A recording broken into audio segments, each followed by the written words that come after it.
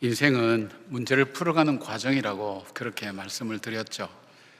문제가 하나가 풀어지면 그 다음에 또 다른 문제가 오고, 문제가 또 지나가서 살만하면 또 문제가 생기고, 그런데 갈수록 문제가 더 커지기도 하고, 어떨 때는 두 개, 세 개가 겹쳐서 오기도 하고, 문제를 풀다 보면 인생이 시간이 가고 허겁지겁 지나가는 경우를 많이 경험하게 됩니다. 근데 문제는 이제 그 문제가 많아서, 예를 들면 가정의 우환이나 힘든 일 많아서 예수를 믿은 분들이 많은데, 그분들이 이제 이런 말씀을 많이 하죠.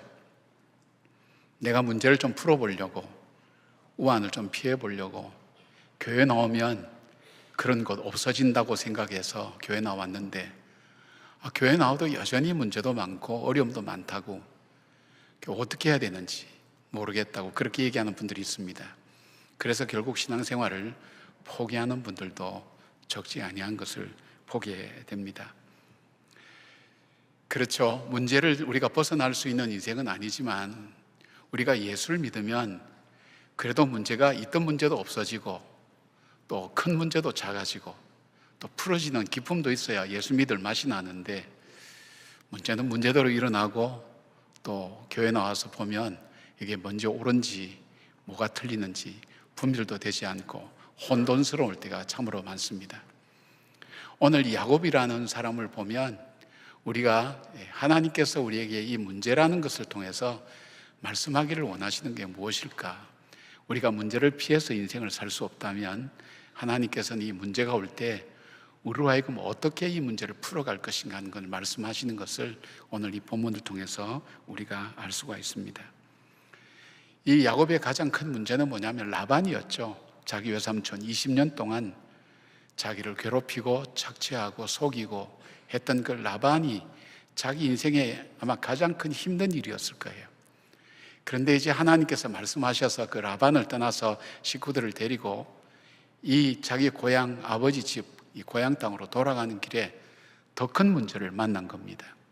그게 뭐냐면 20년 전에 자기로 하여금 도망가게 만들었던 형 에서가 칼을 갈고 400명의 군대를 데리고 지금 자기에게로 오고 있다는 그 문제를 맞이하게 된 겁니다. 사실 이쯤 되면 야곱의 마음은 하나님께서 명령하셨으니까, 너 가라고 그렇게 명령하셨으니까 그 길이 순탄하고, 형이 칼을 갈다가도 칼을 내려놓고 쫓아와서 아우를 만나고 반갑게 맞이하도록 하나님께서 그렇게 만들어 주셨어야 되는데, 들리는 소식이 오히려 400명의 군사를 이끌고 이 야곱을 맞이하기 위해서 오고 있다는 소식을 들을 때 그에게는 어떻게 이 문제를 풀어가야 될지 알지 못했습니다. 여러분도 그렇죠. 우리가 문제를 만날 때 사실 쉬운 문제가 없죠. 쉬운 문제라고 생각했는데 나중에 보면 그게 큰 문제였고, 또 큰 문제는 큰 문제대로 우리에게 어려움을 주는 것을 바라봅니다. 근데 이 문제가 올 때 그리스도인으로서 우리는 어떻게 이 문제를 받아들여야 될 것인가, 오늘 이 본문을 통해서 우리가 함께 나눠보려고 합니다. 첫 번째로, 우리가 하나님 말씀에 순종하는 길을 간다 하더라도 문제는 반드시 찾아온다는 것을 기억하셔야 됩니다. 내가 하나님 말씀에 순종하면 하나님께서 평탄한 길을 주시고 형통한 길을 주실 것이다, 이렇게 생각하고 있다면 이걸 우리는 일종의 기복신앙이라고 그렇게 얘기합니다. 그런데 문제가 찾아와도 그럼에도 불구하고 내가 믿음의 생활, 신앙생활을 계속하겠다 할 때 그 속에서 하나님의 주권적인 섭리가 이루어가는 것을 우리는 경험하게 됩니다. 오늘 31장 3절에 보니까 이런 말씀이 있어요. 여호와께서 야곱에게 이르시되 내 조상의 땅 내 족속에게로 돌아가라, 내가 너와 함께 있으리라 하시니라. 하나님이 도와주신다 그랬어요. 이 말은 뭐냐면 문제가 있으면 없게 하고 문제가 생기면 풀어주겠다, 이제 그런 얘기죠. 그런데 자기가 가는 그 길에 자기 형이 어떻게 하고 있는지를 알아보려고 먼저 이제 정탐꾼을 보냈죠. 그들이 갔다 와서 하는 얘기가 32장 6절 말씀입니다. 사자들이 야곱에게 돌아와서 이르되 우리가 주인의 형 에서에게 이른즉 그가 400명을 거느리고 주인을 만나려고 오더이다 그랬습니다. 에서는 원래 활을 쏘는 사람이라 그랬죠. 군인이란 뜻이죠. 그가 이끄는 400명의 군사는 그 당시로 봐서는 한 부족을 섬멸시킬 만한 엄청난 군사력인 것을 보게 됩니다. 야곱은 하나님 말씀을 순종하여 가는 길에 이 길 위에서 심히 두렵고 답답한 절망적인 한계 상황에 이르게 됩니다. 왜 이런 일이 일어날까? 우리가 기대하는 것이라면 하나님께서는 에서의 마음을 바꾸셔서 자기를 환영하고 형제의 정을 나누게 하는 것이 당연한 건 아닐까, 그렇게 생각할 수도 있지만, 내가 결정한 길이 아니라 할지라도 하나님 말씀 순종해서 가는 길에 이런 어려운 일이 일어나는 것을 경험할 때는 우리는 당황스러울 때가 적지 않습니다. 사랑하는 여러분, 제가 여러분께 말씀을 종종 드립니다마는 하나님의 관심은 문제에 있지 않습니다. 우리의 문제에 있지 않습니다. 하나님의 관심은 나에게 있습니다. 그럼 내가 하나님을 믿고 믿음 안에 산다고 할 때도 문제가 일어날 때는 하나님께서 이 문제를 통해서 나에게 말씀하시고자 하는 하나님의 뜻이 있다는 것, 이걸 신학적인 용어로 하나님의 주권적인 섭리가 우리의 문제 속에 숨어 있다는 겁니다. 그러니까 단순히 우리가 문제 없고 평안하게 사는 것이 아니라 하나님의 말씀에 순종하고, 쉽게 말하면 예수 믿고 따라가도 나에게 문제가 일어날 때는 그 속에는 하나님의 뜻이 있다는 것을 우리가 잘 기억해야 됩니다. 내가 하나님 말씀을 순종하고 따라간다고 해서 고난과 시련이라는 것이 자동 면제된다는 그런 말씀은 없습니다.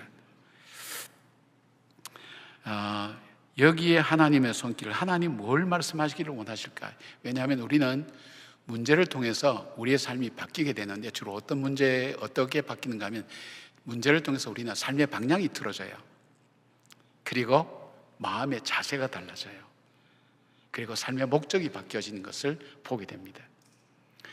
그런 의미에서 여러분의 삶을 한번 뒤돌아서 반추해 보면, 내 삶은 오늘 어떻게 해서 여기까지 오게 됐는가 볼 때에 하나님께서는 때로는 우리가 이해하지 못한 문제를 통해서 내 삶의 방향을 바꾸어 오셨고, 그리고 내 마음의 자세를 바꾸어 주셨고, 그리고 내가 살아간 삶의 목적을 다시 새롭게 만들 수 있도록 하나님께서 붙들어 주신 그 섭리가 있었어요. 지금 제가 여러분을 보니까 지금 이 시간에 이 자리에 갇혀가지고 예배를 드릴 만한 관상을 가진 분들이 별로 없어요. 근데 하나님께서 여러분을 이 시간에 여기까지 오게 하시고 예배할 수 있도록 하는 것은, 하나님께서 여러분 삶 속에서 많은 문제를 통해서 여러분의 삶의 방향을 바꾸오셨다는 것도 알게 되고요, 하나님께서 여러분의 삶의 자세도 많이 바꾸오셨다는 것도 알게 되고요, 여러분 삶의 목적도 하나님께서 점점 성숙하게 만들어 가신 것을 보게 됩니다. 왜냐하면 하나님께서는 우리를 영적으로 하나님의 자녀 삼으셨을 뿐 아니라 우리를 축복의 계승자로 하나님께서 그렇게 우리를 만드시기 때문입니다. 마가복음 6장에 보면 예수님께서 물고기 2마리와 보리떡 5개로 5,000명을 먹이시고 12바구니가 남은 큰 이적을 행하시고 난 다음에 제자들을 채촉하셔서 배를 타고 건너편 벳세다로 가게 하시고 예수님은 홀로 산에 기도하러 가셨습니다. 주님께서 가라고 명하신 길을 가는데 밤 사경쯤에 바람이 불고 태풍이 몰아치면서 배가 거의 가라앉게 되었습니다. 뱃사람 제자들도 감당하지 못할 재난이었습니다. 그때 예수님께서 물 위를 걸어오셔서 바람을 잠잠하게 하시고 무사히 건너게 하셨습니다. 이 장면을 마가복음 6장 52절에는 이렇게 표현합니다. 그들이 그 떡 떼시던 일을 깨닫지 못하고 도리어 그 마음이 둔하여 졌음이라, 이렇게 말씀합니다. 무슨 뜻일까요? 예수님은 오병이어의 기적 자체에 취해 있는 그 제자들이 거기에 머물러 있지 않고 태풍 속에서도 주님을 온전히 신뢰하는 믿음의 사람으로 만들어가는 것이 목적이었다는 것을 말씀하고 있다는 것입니다. 사랑하는 여러분, 우리가 예배도 잘 드리고 하나님 말씀대로 순종하며 살려고 할 때도 전혀 예상하지 못한 더 큰 어려움을 만날 때 낙심할 수밖에 없습니다. 직장에서도 불이익을 당하게 되고, 사업도 어려워지고, 가정에서는 더 큰 어려움을 만나게 되고, 또 순종 뒤에 오는 시련과 고난은 믿음의 길을 가는 우리를 더욱더 당황하고 두렵게 만들지만, 여러분 그 속에서 시험에 들거나 중단하는가 빠지지 말고 그 속에 숨겨져 있는 하나님의 섭리적 주권을 발견하시고 그럼에도 불구하고 믿음의 생활을 계속해서 순종해 나갈 때에 주님께서 그 문제를 통해서 나를 바꾸어 가시고 나를 새롭게 하신다는 것을 여러분이 믿으시기를 바랍니다. 근데 이 문제를 하나님께서 주실 때에 대충 우리가 신경 쓰지 않을 평범한 문제를 주지 않으세요. 그냥 보통 문제를 주면 마음이 좀 넉넉하고 경륜이 많은 분은 뭐 이런 문제는 내가 참고 지나가지, 그래서 별로 요동하지 않아요. 내가 정말로 힘들어하고 못 견뎌하는 문제를 하나님 주시는 거예요. 왜요? 그래야 내가 바뀌는 거예요. 내가 달라지는 거예요.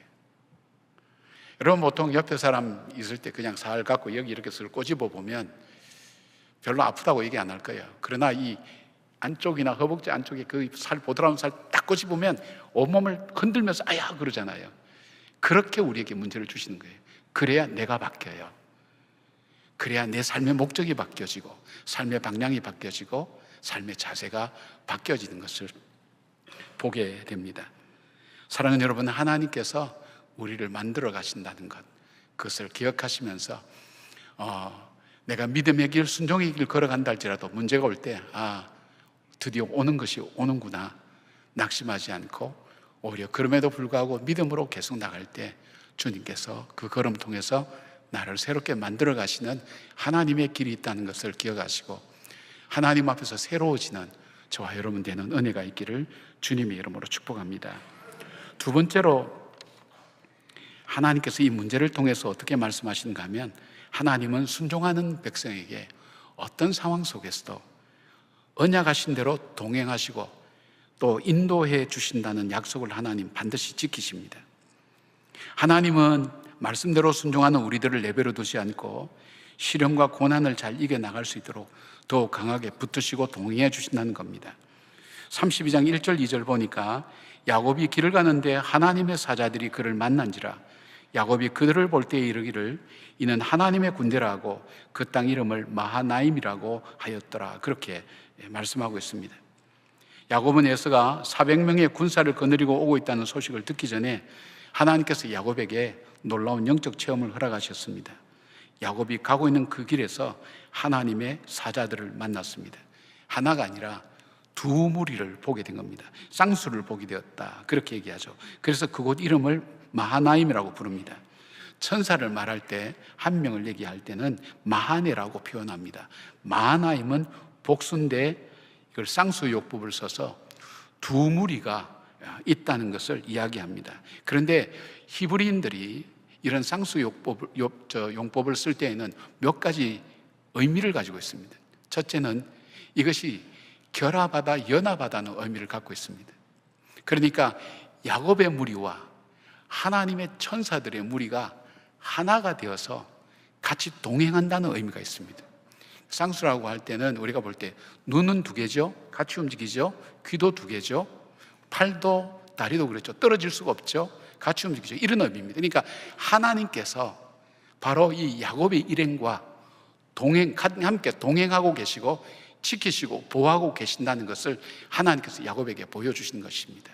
이거는 무슨 말씀인가 하면, 우리가 믿음으로 살려고 할 때 어려움과 문제가 다가오지만 그럼에도 불구하고 주님은 그 문제 앞에 우리가 주저앉지 않고 낙심하지 않고 이겨나갈 수 있도록 반드시 도우시고 함께 하신다는 것을 약속해 주셨다는 것입니다.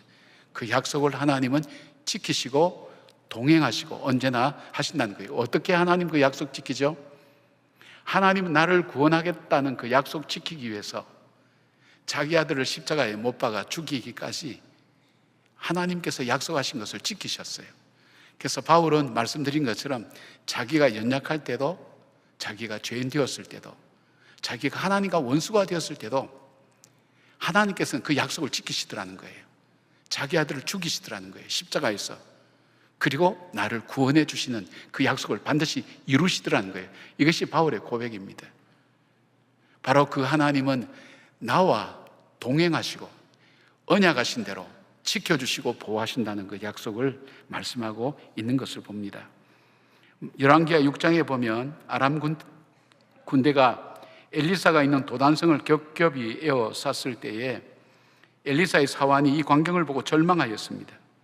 그러나 엘리사가 그를 위해서 기도했을 때 사환의 영적 눈이 열려서 아람 군대보다 비교할 수 없는 많은 불말과 불병거로 군사들이 산에 가득하여서 엘리사를 둘러싸고 있는 것을 보여주셨습니다. 하나님은 자기 백성을 보호하시고 특히 믿음과 순종의 길을 갈 때에 천군 천사를 동원하셔서 동행하시고 지키신다는 것을 보여주십니다. 지금 하나님은 창세기 28장 베델의 언약을 무려 20년 동안 지켜오셨고 앞으로도 지키시는 분인 것을 증거를 보여줌으로 인해서 야곱을 격려하는 것입니다. 마태복음 28장 20절에 보니까 내가 너에게 분부한 모든 것을 가르쳐 지키게 하라. 볼지어다 내가 세상 끝날까지 너희와 항상 함께 있으리라 하시니라 말씀하셨습니다. 여러분, 우리가 코로나가 우리 시작될 때에 가장 직격탄을 맞은 곳이 바로 우리 교회입니다. 우리 교회가 전 세계로 알려졌습니다. 교회 중에서는 처음으로 우리 교회가 이 코로나가 발생했다고 그렇게 보도가 됐습니다. 우리가 아니라 사실 다른 데서 시작이 됐는데 우리 교회를 이렇게 지목해서 그렇게 계속 방송하는 것을 들었어요. 우리는 당사자이기 때문에 우리에 대한 이야기를 어떻게 매스컴에서 하는지를 분별할 수 있잖아요. 분별하는데 계속 우리 교회를 힘들게 만드는 거예요. 그리고 코로나 때문에 얼마나 피곤하고 힘들었어요. 그리고 간섭하는 데도 많고 통제하는 데도 많고, 그런데다가 저녁 뉴스만 되면 동안교회 이렇게 나오니까 야, 매스컴에서 우리 교회를 이렇게 어떻게 널리 알려주는가 생각도 했었어요. 그러면서 생각한 게 있어요. 우리가 이런 얘기만 들으니까 마음이 너무 낙심되는 거예요. 그래서 우리가 함께 약속했잖아요. 우리가 9시 뉴스 보지 말자. 보지 말고 그 시간에 하나님 말씀을 듣자. 그렇게 해서 유튜브를 시작했어요. 사도행전의 말씀을 통해서 하나님께서 교회를 어떻게 인도해 오셨고 그리고 교회를 어떻게 지켜나가시는가 하는 것을 매일 저녁마다 우리가 뉴스 대신에 하나님 말씀으로 생명을 얻고 희망을 얻고 믿음으로 걸어가는 길을 였어요. 그리고 하나님께 쉬지 않고 기도했죠. 그리고 우리가 예배 끝날 때마다 시편 91편을 가지고 선포하지 않았습니까? 그 중에서도 15절 말씀, 그가 내게 간구하리니 내가 그에게 응답하리라. 그들이 환난 당할 때에 내가 그와 함께하여 그를 건지고 영화롭게 하리라. 그 말씀 붙들고 기도했어요. 여러분, 많은 분들이 코로나를 물리치기 위해서 노력하셨지만 그분들의 노력으로 이 코로나가 물리쳤습니까? 결국 하나님의 주권적인 섭리가 그 속에 있었다는 걸 보는 거예요. 하나님께서 세상 사람들은 믿을지 안 믿을지 모르겠지만 저는 그렇게 확신합니다. 우리 성도들이 하나님 말씀을 듣고 소망을 얻고 그리고 하나님 말씀대로 선포하고 지켜주시기를 기도할 때에 하나님께서 일들을 통해서 이루어 나가셨다는 것을 보게 됩니다. 눈에 보면 400명의 군사와 그리고 살기가 등등한 에서가 눈에 보이지만 그러나 다시 눈을 떠서 믿음의 눈을 떠서 보면 하나님의 천군 천사가 그들과 함께 연합하고 결합되어서 함께 동행하고 있는 주님의 모습들을, 주님의 그 지키심의 모습들을 볼 수 있는 야곱을 통해서 우리에게 힘들고 어렵지만 낙심하지 말고 절망하지 말고 포기하지 말고 내가 너와 함께 하겠다는 그 약속을 주님은 지금도 지키고 계신다는 것을 우리 보고 믿고 그 믿음으로 걸어가라는 것을 말씀하고 있습니다. 여러분, 고아들이 가장 힘들어하는 것이 무엇인지 아십니까? 고아들이 힘든 건 많지만 가장 힘든 것이 내 편이, 절대적인 내 편이 하나도 없다는 것입니다. 사실 그렇죠. 절대적인 내 편이 이 세상에서 누가 있어요? 부모가 있죠. 부모보다도 그 다음 더 줄인다면 어머니가 있죠. 그들에게 엄마가 없다는 것만큼 외롭고 힘든 일은 없어요. 여러분, 그러기에 주님은 우리에게 말씀하셔서 내가 너희를 고아와 같이 버려두지 아니하시겠다고 주님 말씀하셨어요. 문제는 있지만 문제로 인해서 고난도 있고 걱정도 되고 염려도 되지만 그럼에도 불구하고 그 문제를 통해서 쓰러지거나 넘어지거나 파괴되거나 그렇지 않고 하나님께서 반드시 지키시고 함께 하신다는 그 약속을 하나님께서 해주시면서 고난과 어려움 가운데서도 그 문제를 풀어나가고 함께 나가는 그 역사를 감당하라는 것입니다. 사랑하는 여러분, 오늘도 저와 여러분의 삶의 현장에 마하나임의 하나님, 바로 그 하나님 우리 가운데 있다는 걸 기억하면서 힘들고 어렵지만 하나님께서 동행하시고 붙들어 오시고 함께 하시다는 그 하나님, 그 하나님을 만나고 고백하는 그런 저와 여러분 되기를 바랍니다. 야곱이 하나님이 도우신 걸 몰랐어요. 언제 알았어요? 자기 삼촌 라반이 와가지고 내가 너를 해칠 만한 힘이 있지만 하나님께서 나에게 나타나셔서 너에게 아무것도 해코지하지 말라고 내게 말씀하셨다. 그때 야곱이 깨달은 거예요. 나는 몰랐지만 그 하나님은 약속을 지키고 계시고 함께 하셨구나 해서 깨달은 거예요. 여러분, 나는 모르지만 하나님 내가 모르는 가운데도 내 삶을 지키시고 보호하신다는 것을 믿고 낙심하지 않고 주님과 함께 동행하는 저와 여러분 되기를 바랍니다. 세 번째, 하나님은 우리가 문제를 만날 때요, 첫 번째는 뭐라 그랬죠? 문제가 오면 문제가 왔구나, 하나님께서 이것을 통해서 나를 성숙시켜 나가시고 나에게 하실 말씀이 있구나 하는 것을 먼저 생각하고 대비하라 그랬죠. 두 번째는요, 하나님께서 순종하는 길을 갈 때 반드시 언약하신 대로 하나님은 지키시고 보호하신다는 것. 세 번째는 하나님은 우리에게 이 문제를 만날 때 기도로 풀어가기를 하나님 원하세요. 야곱이 마하나임 사건 이후에 에서가 400명의 군대를 몰고 온다는 소식을 들었어요. 그런데 그 마하나임의 그 경험을 했지만 그의 마음은 여전히 두렵고 답답했어요. 32장 9절과 11절 보니까 야곱이 또 이르되 나의 조부 아브라함의 하나님, 나의 아버지 이삭의 하나님 여호와여, 내가 주께 간구하오니 내 형의 손에서 에서의 손에서 나를 건져내시옵소서. 내가 그를 두려워함은 그가 와서 내가 내 처자들을 칠까 겁이 나기 때문이나이다 그랬어요. 야곱은 처음에 에서의 군대가 온다는 말을 듣고 두려워서 인간적인 방법을 썼어요. 자기가 함께한 동행자와 양과 소와 낙대를 두 떼로 나누어서 한 떼를 치면 한 떼는 도망가겠다는 그 생각했어요. 그러나 그 두려움이 사라지지 않았어요. 불안이 사라지지 않았어요. 그리고 결국 그가 나갔던 자리는 기도의 자리였어요. 근데 야곱이 기도를 드릴 때예요, 이 참 모범적인 기도이기도 하지만 그가 나의 하나님이라고 부르지 못했어요. 처음에는 어떻게 하나님 불렀어요? 아브라함의 하나님, 우리 아버지 이삭의 하나님, 그래 불렀어요. 왜 그랬을까요? 짐작해 보면 아마 야곱이 나 같은 사람이 하나님 앞에 기도한다고 하나님 들을 리가 없어. 그러나 그 하나님은 아브라함의 기도를 들으셨고 이삭의 기도를 들으셨어. 그렇게 해서 나의 하나님이 아니라 아브라함의 하나님, 아버지 이삭의 하나님, 그래 불렀을 거예요. 저도 기도하다가 너무 답답하고 힘들고 너무 어려운 문제 부닥치면 저는 이렇게 기도했어요. 나의 어머니의 기도를 들으셨던 하나님, 이래 불렀어요. 하나님, 우리 교회 누구누구 기도 열심히 하시는 그분의 기도를 들으시는 하나님, 그렇게 불렀어요. 믿음이 온전하지 못하죠. 그렇게 불렀지만 그럼에도 불구하고 야곱의 기도는 굉장히 모범적인 기도예요. 제일 먼저 그가 기도한 내용들은 하나님의 언약에 근거해서 기도했어요. 하나님 약속. 9절 보니까 주께서 전에 내게 명하시기를 내 고향 내 족속에게로 돌아가라, 내가 내게 은혜를 베풀리라 하셨나이다, 그렇게 간구합니다. 지금 야곱은 이 길은 하나님께서 가라고 해서 명령하신 길을 제가 순종하는 길입니다. 그리고 그때 약속하시기를 나를 도와주신다고 약속하지 않았습니까? 이 근거를 가지고 기도할 때 이게 힘이 있는 거예요. 그래서 기도할 때 말씀을 우리가 붙들고 기도해야 되는 거예요. 왜냐하면 하나님이 약속하신 거예요. 여기 부모님들 계시잖아요.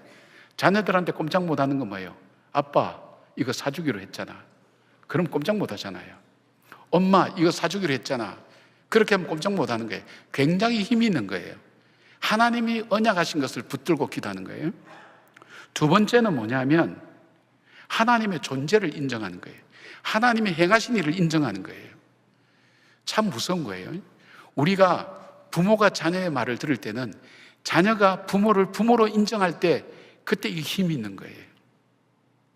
그 자녀가 부모에게 와서 저 어머니 죄송하지만 제가 이런 생각과 이런 마음이 있는데 이거 좀 사주실 수 있겠습니까? 그러면 어때요? 징그럽죠, 그죠? 애들이 와서 엄마 이거 사줘. 그 자체가 뭘까요? 엄마를 엄마로 아는 거예요. 아빠를 아빠로 인정하는 거예요. 내가 이렇게 얘기해도 상관없다고 믿는 거예요. 그렇잖아요. 야곱에 있어서 하나님의 존재를 인정했어요. 하나님, 제가요 지팡이만 들고 지나갔는데, 이 강을 건넜는데 제가 지금 보니까 2때나 이루었습니다. 하나님께서 많은 자녀들도 주셨고 많은 물질도 얻게 하셨습니다. 하나님께서 행하신 것입니다. 하나님께서 나에게 주신 것입니다. 하나님을 인정하는 거예요. 이걸 뭐라 그랬어요? 찬양이라 그랬죠. 하나님, 찬양이 뭐라 그랬어요? 하나님이 살아계신 것과 하나님이 내 삶 속에 베풀어 주신 것을 정말로 인정하고 그걸 감사하고 칭찬하는 것이 찬양이라 그랬어요. 찬양이, 야곱의 찬양이 여기서 나오는 거예요. 그리고 마지막에 그가 11절 보니까 자기 문제를 이야기합니다. 내가 주께 간구하오니 내 형의 손에서, 에서의 손에서 나를 건져내시옵소서. 내가 그를 두려워함은 그가 와서 나와 내 처자들을 칠까 겁이 나기 때문이니라 그랬어요. 자기의 형 에서 앞에서 두렵다고 그렇게 얘기하죠. 자, 그런데 여기서 우리가 이런 질문을 할 수가 있을 거예요. 하나님은 전지전능하시고 이미 마하나임의 군대까지 준비해 두셨으면서도 불구하고 왜 야곱이 이토록 떨도록 가만히 계셨을까? 왜 그를 절박한 기도의 자리로 몰아넣으셨을까? 우리에게 주시는 말씀입니다. 여러분, 우리가 기도할 때요, 나의 문제가 비로소 하나님 문제가 되는 거예요. 내 문제를 내가 풀려고 할 때는 실패합니다. 혹 성공해도 교만해져서 파멸에 빠지게 됩니다. 내가 이 문제를 붙들고 있어서는 안 되는 거예요. 이 문제를 어떻게 하는 거예요? 이 문제를 하나님 앞에 던지라는 거예요. 토스하라는 거예요. 맡기라는 거예요. 하나님 그걸 우리에게 원하세요. 하나님에 대한 신뢰도 되지만은 하나님께 문제를 던질 때 이 문제가 내 문제가 아니라 하나님의 문제가 되는 거예요. 하나님 문제가 될 때 어떤 역사가 일어납니까? 출애굽기 23장 22절 보니까 너가 그의 목소리를 잘 듣고 내가 말하는 모든 것을 행하면 내가 너의 원수에게 원수가 되고 너의 대적에게 대적이 될지라. 이게 얼마나 무서운 말이에요. 내가 네 원수를 내 원수처럼 여기겠다. 친구 한 사람이 저에게 뭘 자꾸 부탁을 해요. 근데 못 믿어. 왜냐하면 좀 힘든 문제예요. 그래서 제가 가만히 듣다가 생각했어요. 친구야, 이 문제가 내 문제라고 받아들이고 내가 도와줄게 그랬어요. 그 말이 굉장히 고마웠던 모양이에요. 굉장히 중요한 말이죠. 하나님이 그 말씀하시는 거예요. 내가 하나님께 이 문제를 던졌더니 하나님께서 뭐라고 말씀하시냐면 네 문제를 내 문제로 여기고 너를 도와주겠다는 거예요. 그게 기도예요. 하나님께 기도하라는 거예요. 아수르의 사네립 왕이 대군을 이끌고요, 예루살렘 성을 포위한 채 하나님을 모욕하는 편지를 보냈을 때 히스기야 왕이 그 편지를 들고 하나님의 성전에 올라가서 하나님 앞 펴놓고 통곡하면서 기도했어요. 히스기야가 이 문제를 하나님께 양도했을 때에 하나님 하룻밤 사이에 아수르 군자 18만 5천 명을 치셨어요. 자기가 한 거 아니에요. 하나님께서 하셨어요. 우리 성도들의 가장 강력한 무기가 바로 하나님께 기도하는 것입니다. 고린도서서 10장 13절에 보면 이렇게 말씀하고 있어요. 사람이 감당할 시험 밖에는 너희가 당한 것이 없나니 오직 하나님을 미부시사 너희가 감당하지 못할 시험 당함을 허락하지 아니하시고 시험 당할 즈음에 또한 피할 길을 내가 너희로 능히 감당하게 하시느니라. 고난과 시련을 많이 당했던 사도 바울이 그가 고린도교에 편지를 쓰면서 그럽니다. 사람이 감당할 시험 밖에는 너희가 당한 것이 없다. 그리고 하나님은 감당하지 못할 시험을 당하게 하지 않는다는 거예요. 감당할 능력을 주시든지 피할 길을 주신다는 거예요. 이것이 사도 바울의 고백이에요. 여러분, 제가 고난과 시련 받을 때 가장 위로가 됐던 말씀이 이 말씀이에요. 나는 감당할 수 없는데 하나님이 감당할 수 있대요. 그리고 감당할 능력도 주신대요. 내가 감당 못하면 피할 길도 주신대요. 아, 이것이 하나님의 섭리구나. 고난과 시련이 올 때도 이 말씀 기억하면서 이겨낼 수가 없었어요. 사랑하는 여러분, 용기가 있는 사람은요, 두려움이 없는 사람이 아니라 두려움 가운데서도 순종하며 나가는 사람입니다. 믿음의 사람은 이해가 되기 때문에 말씀에 순종하는 것이 아니라 하나님의 언약을 믿기 때문에 그 말씀에 순종하는 것입니다. 여러분이 한 번쯤은 들어보셨을 이 자기개발의 석학으로 알려진 스티븐 코비의 성공하는 사람들의 7가지 법칙이라는 그 책에서 이 스티븐 코비가 사람들이 자기 문제를 다루는 방법이 어떤 것이 있는가를 살피면서 성공하는 사람, 그 문제 앞에 실패하는 사람과 그 문제 앞에 성공하는 사람을 구분을 했어요. 2가지로. 뭐냐면 첫째는 관심의 원이 있고, 둘째는 영향력의 원이 있다는 거예요. 이걸 좀 설명하면요, 관심의 원은요, 내가 관심은 있지만 내 힘으로 도무지 바꿀 수 없는 일. 예를 들면 야곱 같은 경우에서는 에서의 분노 자기가 바꿀 수 없어요. 400명의 군사 자기가 감당할 수 없어요. 이것은 관심의 원에 속하는 거예요. 그러나 영향력의 원인은 당장 내 힘으로 통제하고 바꿀 수 있는 영역을 이야기합니다. 쉽게 말하면 나의 태도를 바꾸는 거예요. 실패하는 사람은 관심의 원만 쳐다보고 불안해하고 두려워하다가 에너지만 낭비합니다. 반면에 성공하는 사람은 현실을 내려놓고 당장에 내가 할 수 있는 영향력의 원에 집중합니다. 야곱은 처음에 가축을 두 떼로 나누고 장기를 부린 것은 에서의 마음을 제어해 보려고 했지만은 야곱의 통제 영역 밖이었어요. 그러나 그가 이내 자기가 할 수 있는 영향력의 영역인 기도로 나아갑니다. 바로 기도를 통해서 하나님은 야곱의 삶을 앞으로 나가게 하는 것을 보여주고 있습니다. 세상의 학문과 심리학도 인간이 위기를 극복하는 통찰력을 보여주지만은 야곱을 통해서 하나님은 어떻게 이 문제를 풀어갈 것인가를 말씀하고 있습니다. 사랑하는 여러분, 생각을 하면 사람이 보이고요, 기도를 하면 하나님이 보입니다. 생각을 하면 사람이 움직이고 기도를 하면 하나님이 움직이는 것을 보게 됩니다. 신학자 라이놀드 니브의 기도에 제가 조금 덧붙인 기도가 있어요. 여러분과 함께 드릴 수 있었으면 좋겠어요. 우리 자막 띄워주시면 함께 우리가 기도를 드리겠습니다. 함께 하겠습니다. 하나님, 제가 바꿀 수 없는 것들을 받아들이는 평온함을 주시고 제가 바꿀 수 있는 것들을 바꾸는 용기를 주소서. 그리고 나에게 닥쳐온 이 문제가 내가 바꿀 수 있는 것인지 아니면 바꿀 수 없는 것인지를 분별하는 지혜를 허락하소서. 그래서 포기해야 할 것을 끝까지 붙들지 않게 하시고 반드시 할 수 있는 것을 포기하지 않는 믿음을 주소서. 사랑하는 여러분, 우리가 할 수 있는 용기와 지혜와 믿음의 결정체는 기도입니다. 바로 여러분의 삶 속에서 내가 할 수 있는 것은 아무것도 없다고 생각하지 마시고 여러분이 할 수 있는 것, 기도를 시작하시는 것입니다. 그것이 문제를 풀어가는 하나님의 방법입니다. 문제가 올 때 낙심하지 말고 올 것이 왔구나, 하나님은 이 문제를 통해서 나에게 하신 말씀이 있구나, 평범하고 우연한 일처럼 보이는 그 고난 속에, 시련 속에, 문제 속에 하나님의 주권적 섭리가 숨겨져 있다는 것을 여러분 볼 줄 아는 눈이 열려야 됩니다. 그리고 두 번째는 이 문제 가운데 하나님께서 반드시 도우신다고 약속했습니다.